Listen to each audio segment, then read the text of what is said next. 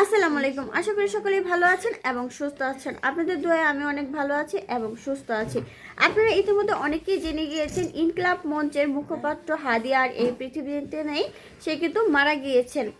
ইনকিলাব মঞ্চের মুখপাত্র শরীফ ওসমান হাদি আর নেই। গুলিবিদ্ধ হয়ে সিঙ্গাপুর চিকিৎসাধীন অবস্থায় আজ বৃহস্পতিবার রাত 10:45টার দিকে তিনি মারা যান। ইন্না লিল্লাহি ওয়া ইন্না ইলাইহি রাজিউন। সিঙ্গাপুর ওসমান হাদির চিকিৎসা দেখভালের সঙ্গে যুক্ত থাকা পররাষ্ট্র মন্ত্রণালয়ের একজন কর্মকর্তা আজ রাত 10টার দিকে প্রথম আলোকে এই খবরটি নিশ্চিত করেন এবং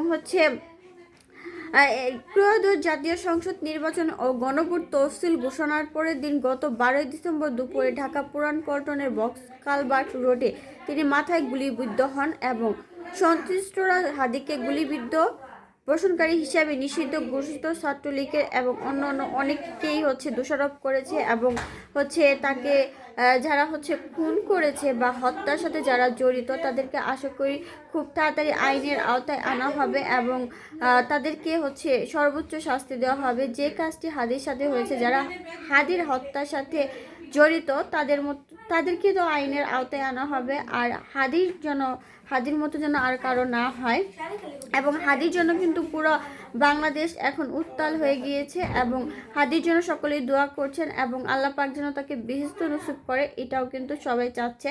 কারণ হাদিকে অনেকেই ভালোবাসতেন বাংলাদেশের এবং সে শুরু থেকে কিন্তু একদম জিরো থেকে হিরো হয়ে উঠেছিলেন এবং সে বেশ ভালো পরিচিত লাভ করেছিলেন। কিন্তু তার সাথে যে এমনটি হবে এটা কল্পনার বাহিরে ছিল, কিন্তু এটাই হয়ে গিয়েছে। আমরা সবাই প্রত্যাশা বা আশা করেছিলাম যে হাদি আবার সুস্থ স্বাভাবিক হয়ে আমাদের মাঝে ফেরত আসবে, কিন্তু সেটা আর হলো না। সে কিন্তু না ফেরার দেশে চলে গিয়েছেন সকলকে রেখে এবং আল্লাহ পাক তাকে বেহেশত নসিব করুক।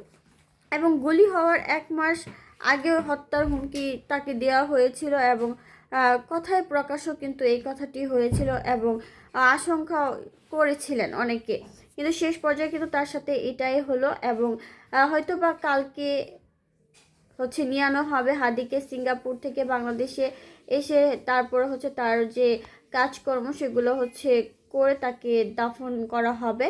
তবে আমরা সকলেই এতটুকুই বলবো যে আমরা আর তো কিছু করতে পারবো না। যারা এটার সাথে জড়িত তাদেরকে যেন আইনের আওতায় আনা হোক, তারা যেখানেই থাকুক তাদেরকে দেশে এনে আইনের আওতায় আনা হোক এবং হাদির জন্য সকলেই দোয়া করবেন যাতে হাদি বেহেশত নসিব করে আল্লাহ পাক।